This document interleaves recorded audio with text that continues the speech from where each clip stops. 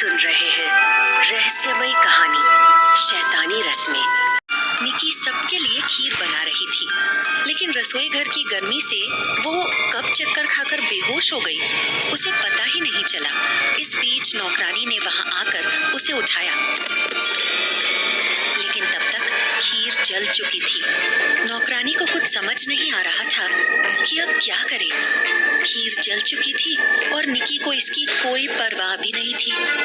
उसी समय वहां सुमित्रा पहुंच गई। उनके पास भी जलने की सुगंध पहुंच चुकी थी। वो हैरानी से बोली, क्या हुआ है यहाँ? जलने की सुगंध क्यों आ रही है? नौकरानी घबराती हुई बोली, रानी माँ, खीर जल गई है।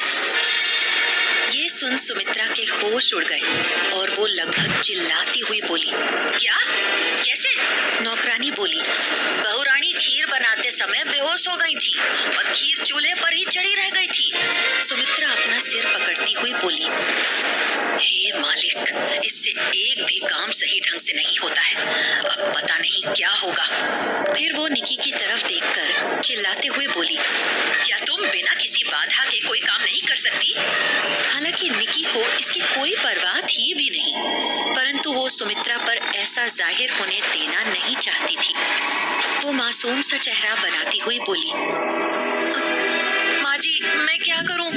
मैं तो शुद्ध मन से खीर बना रही थी, अचानक कब बेहोश हो गई पता ही नहीं चला। लेकिन आप फिक्र मत करिए माँ जी, खीर ज्यादा नहीं जली है। सुमित्रा डरी हुई आवाज में बोली, फिक्र कैसे नहीं करूं बहू, ये फिक्र करने की ही बात है। तुम्हें अभी कुछ नहीं पता, समय भी निकला जा रहा है। अगर कुछ नहीं किया तो हम पर मालिक का कहर टूटेगा। निकी मन ही मन बड़बड़ाती हुई बोली, आखिर मालिक के पास ऐसी कौन सी शक्ति है कि वो पूरे गांव को बर्बाद कर सकते हैं? जरा मैं भी तो देखूं। वो भी ऐसा सोच ही रही थी कि अचानक एक भयंकर गर्जन वहां सुनने को मिली।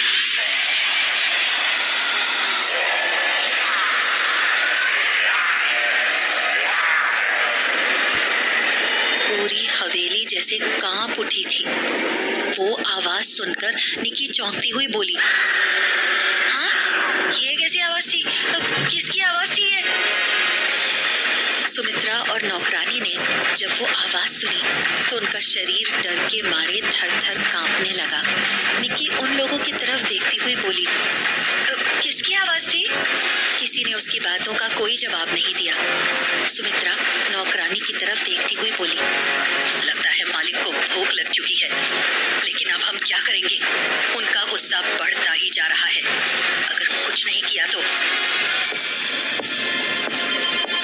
उसी समय वहां राजा साहब पहुंचे और घबराई आवाज में बोले, सुमित्रा, सुनी तुमने ये आवाज?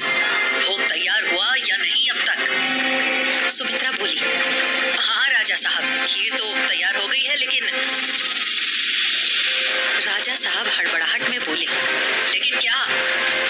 सुमित्रा घबराहट भरी आवाज में बोली, लेकिन आधी खीर जल चुकी है। ये सुन राजा साहब बिफरते हुए बोले, कैसे?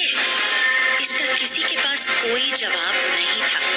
तब सुमित्रा बोली, राजा साहब, ये बात की बात है।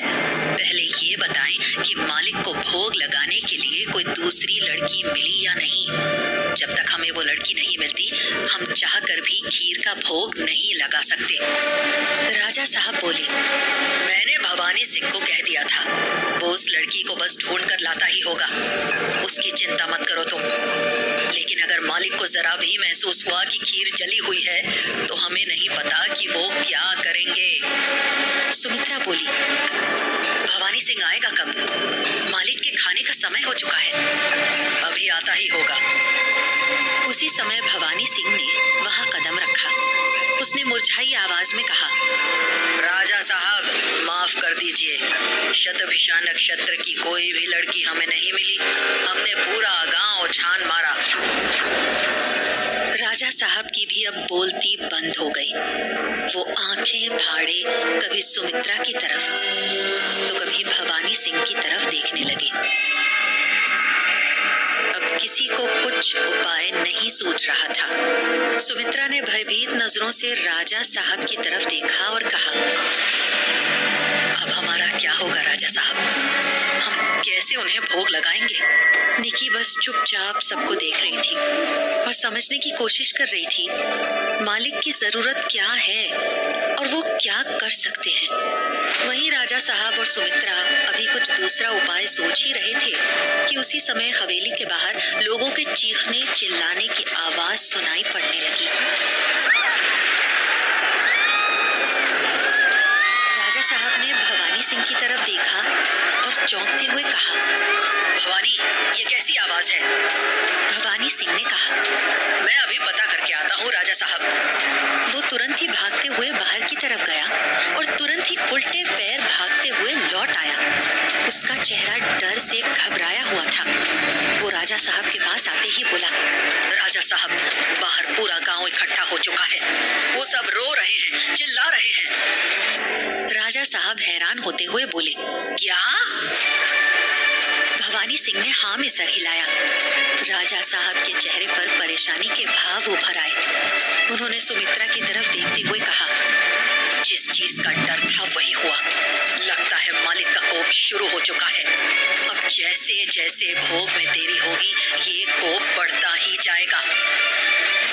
उन्होंने भवानी सिंह की तरफ देखते हुए कहा, जाओ, हवेली का द्वार खोल दो और सभी को दरबार के प्रांगण में इकट्ठा होने को कहो। आज वर्षों बाद फिर से दरबार लगाने का समय आ गया है। भवानी सिंह हवेली से बाहर गया और चिल्लाते हुए बोला, सभी गांव वासियों सुनो, राजा साहब आज दरबार लगा रहे हैं, इसलिए आप सब शांति पूर्वक दरबार प्रांगण में इकट्ठा होंगे। फिर उसने द्वार पर खड़े एक गार्ड को हवेली का दरवाजा खोलने का इशारा किया। हवेली का द्वार खोल दिया गया, लेकिन शायद भवानी सिंह को भीड़ का अंदाजा नहीं था। द्वार खुलते ही भीड़ हवेली के अंदर आने के लिए टूट पड़ी। भीड़ अचानक इतनी बढ़ गई कि कुछ लोग दरवाजे पर ही चढ़कर ऊपर आने की कोशिश करने लगे। दरवाजा अचानक उतना वजन संभाल नहीं पाया और टूट गया। भीड़ तेजी से हवेली के अंदर दाखिल हुई और दरबार के प्रांगण में इकट्ठा होने लगी। कुछ ही पल में दरबार खचाखच भर चुका था। लेकिन वहां गौर करने की बात ये थी कि ज्यादातर लोगों के साथ उनके बच्चे भी थे। सभी के चेहरे पसीने से तर-बतर थे और आंखें उम्मीद और आंसुओं से भरी हुई थी। राजा साहब दरबार में आकर अपनी जगह पर बैठ गए और सुमित्रा और भवानी सिंह उनके पास ही खड़े रहे। निकी ऊपर से ये सब देख हैरान थी। उसने एक साथ इतनी भीड़ कभी नहीं देखी थी। वो हैरान हो मन ही मन बोली, इतनी भीड़, आखिर हुआ क्या है इन सब लोगों को? और ये सब अपने साथ बच्चे क्यों लाए हैं? राजा साहब ने भी इतनी भीड़ की उम्मीद नहीं की थी। वो हैरानी से सभी को देख रहे थे। तभी एक बुजुर्ग औरत ने गिड़गिड़ाते हुए कहा, राजा साहब, हमारी मदद करें, हमारी मदद करें राजा साहब। धीरे धीरे पूरी भीड़ चिल्लाने लगी, राजा साहब, हमारी रक्षा करें, हमारी रक्षा करें राजा साहब, हमारी रक्षा करो राजा साहब। राजा साहब ने हाथ उठाकर सभी को शांत करते हुए कहा, आप सब अगर एक साथ बोलेंगे तो हमें पता कैसे चलेगा कि क्या हुआ है? आप में से कोई एक आदमी हमें बताए कि आखिर हुआ क्या है। तभी सामने खड़े एक आदमी ने कहना शुरू किया, राजा साहब, भैरवगढ़ में एक नई बीमारी फैलनी शुरू हुई है। वो बीमारी क्या है हमें कुछ भी नहीं पता राजा साहब, लेकिन उसका असर हमारे घर के छोटे छोटे बच्चों पर हो रहा है। राजा साहब, हमारी रक्षा करें, हमारी रक्षा करें राजा साहब। कहते हुए वो आदमी दरबार की सीढ़ियों पर दहाड़ मारकर गिर पड़ा और रोने लगा। राजा साहब ने देखा कि ज्यादातर लोगों की गोद में उनके बच्चे हैं, लेकिन बच्चों के शरीर में कोई हरकत नहीं हो रही है।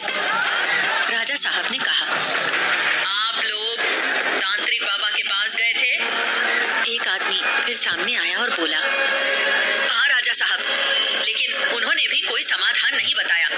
हमारे बच्चे सिर्फ एक टक देखते रहते हैं, ना ही कुछ बोलते हैं और ना ही कुछ सुनते हैं, यहाँ तक कि हाथ पैर भी नहीं हिला रहे। राजा साहब भी सोच में पड़ गए कि इसका क्या किया जाए। वही निकी हैरान होकर ये सब देख रही थी। उसे भी कुछ समझ नहीं आ रहा था। ऊपर से लोगों की उम्मीद भरी आंखों को देखते हुए निकी को तरस आ रहा था। वो मन ही मन अफसोस करती हुई बोली, बेचारे लोग, इन्हें डॉक्टर के पास जाना चाहिए, लेकिन पता नहीं क्यों राजा साहब के पास आए हैं। अचानक दरबार में भीड़ में से एक आदमी उठा। राजा साहब, हमें लगता है कि हम पर मालिक का कहर टूटा है। जरूर किसी से उनकी सेवा में कोई भूल हुई है। कुछ करें राजा साहब, कुछ करें, मालिक का क्रोध शांत करें। राजा साहब ने मालिक का नाम सुनते ही सुमित्रा की तरफ देखा। सुमित्रा दबी आवाज में बोली, हमें पहले ही इसका अनुमान था राजा साहब। अगर जल्दी ही कुछ नहीं किया गया तो हमारे परिवार पर भी आफत टूट जाएगी। वही निकी ने जब मालिक का नाम सुना तो गुस्से में बड़बड़ाई। गांव वाले इस कठिन समय में मालिक वाली बात पर कैसे विश्वास कर सकते हैं? पता नहीं राजा साहब ने कैसे कैसी अफवाह फैला रखी है इस गांव में। राजा साहब ने दरबार की तरफ देखते हुए कहा, ये मालिक का कोप ही है। उन्हें कुछ दिनों से भोग नहीं चढ़ाया गया है। दरबार में पल भर के लिए सन्नाटा छा गया। सभी के चेहरे पर भय तैरने लगा था। राजा साहब ने आगे कहा, उन्हें भोग इसलिए नहीं लगा सके क्योंकि उन्हें भोग लगाने वाली लड़की अचानक ही गायब हो गई है। ये बात सुनते ही सभी लोगों में खुसर-फुसर मच गई। क्या? फिर हमारे बच्चों का क्या होगा? हमारे बच्चों को कौन बचाएगा? अब राजा साहब ही हमें उपाय बता सकते हैं। अचानक भीड़ बोल पड़ी, राजा साहब, कुछ करिए राजा साहब, हमारे बच्चों का सवाल है राजा साहब, हम अपने बच्चों को ऐसे नहीं देख सकते। राजा साहब ने तुरंत कहा, हमारे पास इसका एक हल है, लेकिन वो आप लोगों को ही करना होगा। भीड़ परेशान स्वर में बोल पड़ी, क्या राजा साहब, क्या? हमें जल्दी बताइए। राजा साहब बोले, आप लोगों को एक कुंवारी कन्या ढूंढकर लानी होगी जिसने शतभिषा नक्षत्र में जन्म लिया हो। मालिक को उसी कन्या से भोग लगवाया जाता है। जो भी ऐसी कन्या ढूंढकर लाएगा उसे मुंह मांगा इनाम दिया जाएगा। इससे मालिक का क्रोध भी शांत हो जाएगा और आपके बच्चे भी स्वस्थ हो जाएंगे। ये सुनते ही पूरे दरबार में शांति छा गई। वही निकी यही सोच रही थी कि शतभिषा नक्षत्र वाली लड़की आखिर है कौन? क्या राजा साहब समय रहते मालिक के भोग के लिए शतभिषा नक्षत्र वाली लड़की को ढूंढ कर ला पाएंगे? क्या गांव के बच्चे इस अजीब बीमारी से मुक्त हो पाएंगे? कहानी जारी रहेगी। बस आप बने रहें शैतानी रस्मे के साथ।